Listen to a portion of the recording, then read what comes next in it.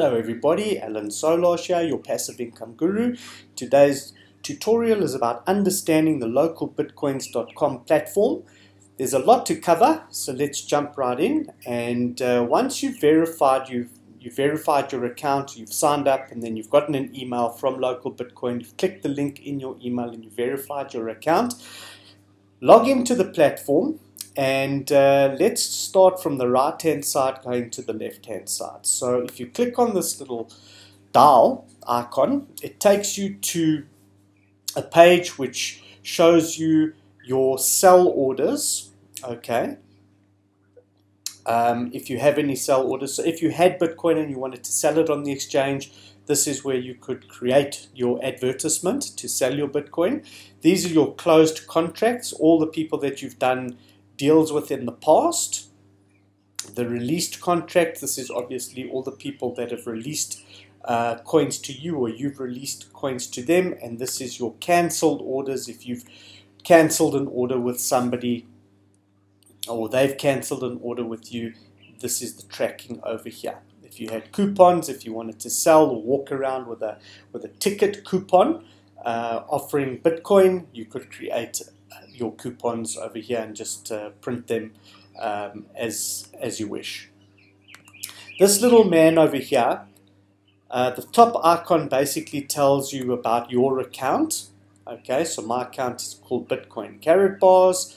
I've done my trade volume between 100 and 250 Bitcoin. I've done 100 plus trades with 75 different partners, and I've got 100% score, which means that nobody has an issue with me. Everybody that's bought coins from me, I've delivered on time, and nobody's complained.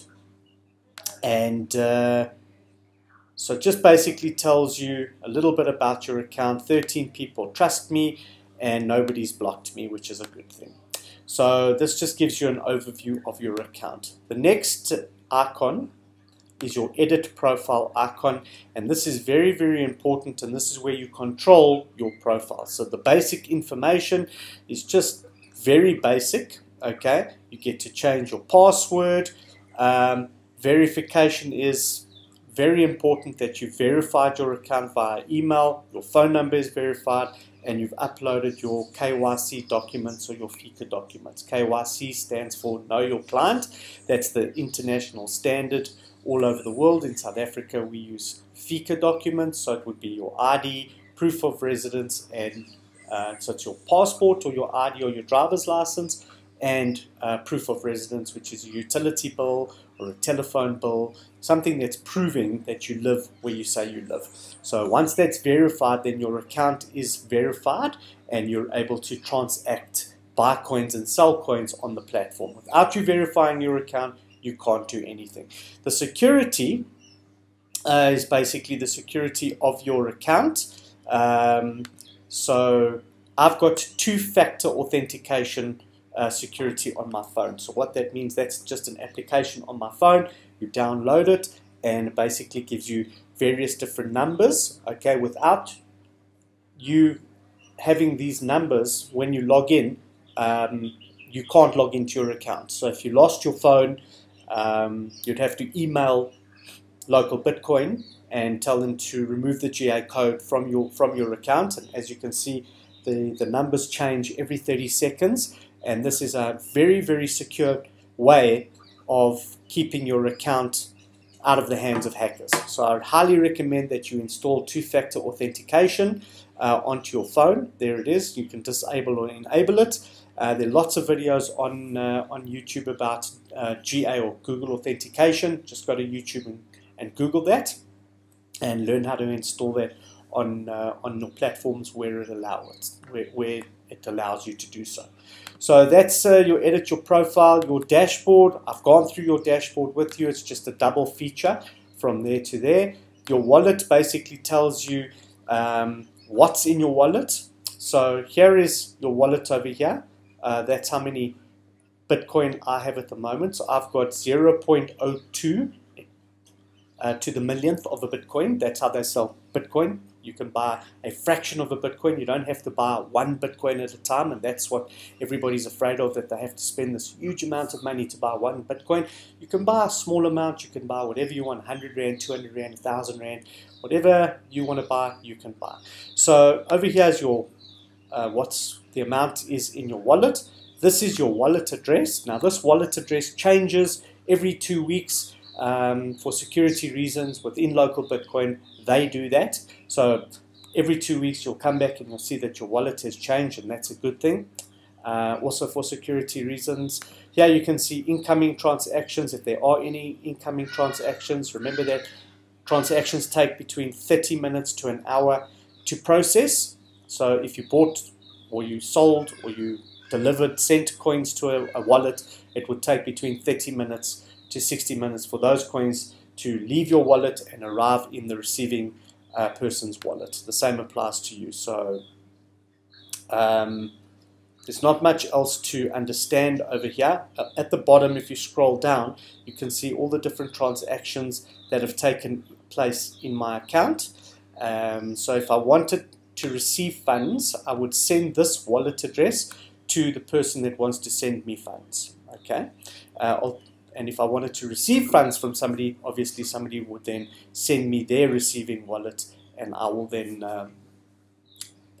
plug that into here, receiving Bitcoin wallet address. So if I'm sending to an address, that's where I would put that address, the receiving address in there. This is the amount of Bitcoins I want to send to the person.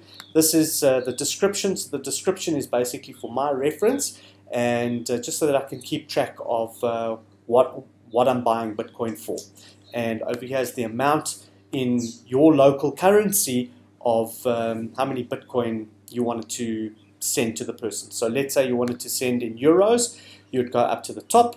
What's nice about this platform, it works out the exact amount of what the exchange is. So let's say I wanted to send 90 euros, and over here it'll automatically tell you exactly how many Bitcoin the equivalent is, the 90 euros is worth. So 90 euros is worth, at today's rate, 0.092 etc. Bitcoin. So that's quite handy, and the same applies to US dollars, etc. So that's the wallet side of it. And the account security, we've gone through the account security. That's the geo authentication. Highly recommend that you install that. And there's not much more to understand on the local Bitcoin platform. So what I'm going to do is I'm going to do a transaction and show you how easy it is and simple it is to do a transaction between one account and another account. So firstly, before I do that, what I'm going to do is I'm going to show you how to buy Bitcoin. So very, very simple on how to buy Bitcoin. Choose your country at the bottom here. So scroll down to the bottom. So it says London, UK. I'm definitely not in London, UK. So I'm going to change that to the country that I'm in, which is South Africa. And you'll notice that all my amounts here will change into South African Rand. And as you can see on the dashboard, when you click on buy coins, there'll be a number of suppliers that you can buy from. Make sure that the country reflects the country that you're living in. So I'm living in South Africa, so I've set mine to South Africa. So as you can see, there are lots of different suppliers. So let's understand what each supplier is offering and what all the different numbers represent. So this is the guy's name. His name is Oblar, and he's done 15 trades, and he's had 100% success rate with those 15 trades. So there was no problem, nobody complained. He sold the coins and everything was successful and everybody got their coins. Over here is the different banks that he uses. Okay, so he uses Capitec only. So if you don't bank with Capitec, you will have to wait for him to receive your funds, which could take between 2 to 5 working days. Once he's received the funds, he will then release the coins. Nobody's going to release the coins to you with just a proof of payment. Over here, this is the price of his Bitcoin. Okay, and over here the limits is the amount of money that he's prepared to accept. So he's prepared to accept payments from 500 Rand to 4,559 Rand. Now the reason it's 4,559 Rand is that's the maximum amount of Bitcoin that he has in his wallet.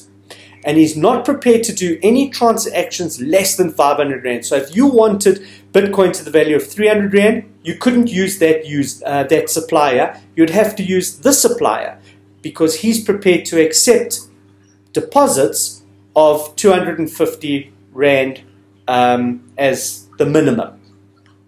And now if you don't bank with Capitec, I highly recommend that you find a supplier that banks with the same bank as you so that they release the coins immediately. As you do the payment, you send them the proof of payment, and then once they have the proof of payment, usually with bank to bank, the transfer is immediate or within, I don't know, 24 hours. I think that's the maximum I've had to wait. And then he will release his coins into your wallet. That's what these numbers represent. And I hope that gives you a better understanding. Right, so if we wanted to buy Bitcoin, you just press the buy button, firstly, and secondly, you choose the amount of Rand that you wanted to spend. So let's say you wanted to spend 2,000 Rand, then that will be the amount of Bitcoin. And let's say you wanted 1 Bitcoin, it would give you the equivalent on the other side. So if you wanted to select the trade or start the trade, you just say, send trade request. Now you've opened the trade request. Hi, let's trade. Okay. And you'll wait for him to respond to you. When he's responded to you, then you could proceed in depositing the money into his bank account. And he's banking with these various different banks over here. And this is the reference number that you need to put on the deposit slip once you've done, or during the transaction, so that you can merge the transaction, because you don't know how many transactions he's doing in a day. So each reference is unique and changes every time you do a transaction. And then after you've made the payment, you just press mark as complete. I haven't done it, so I did not pay. And then obviously you'd attach the proof of payment over here. Please note that it's only JPEGs and PNGs that it accepts, so no PDFs. And once he's received the funds, he will then release the Bitcoin into your wallet, and obviously the coins will then reflect in your wallet address. So here it is. Here he's come back to me. He says, "Hi, Peter Jabir. That's the amount that." So there are his instructions. It tells you exactly what the story is, what account it is, the branch code. If I'm making a payment via an ATM, I need to add extra charges, and then I'd go ahead and pay. So I'm going to cancel this trade because I don't need to trade with this guy. Yes, confirm. So as you can see, there's a little speech bubble over here, and you can click on all the speech bubbles to get to the different trades. So that was a previous trade I did. This is the trade that we just cancelled, and very, very simple and easy to use. I know it's a little bit daunting, a new platform, when you come onto it, but once you get the hang of it and you're doing transactions like on a regular basis, you'll see that it's very, very simple to use. So let's send a coin to another wallet. So what I'm going to do is I'm going to send coins from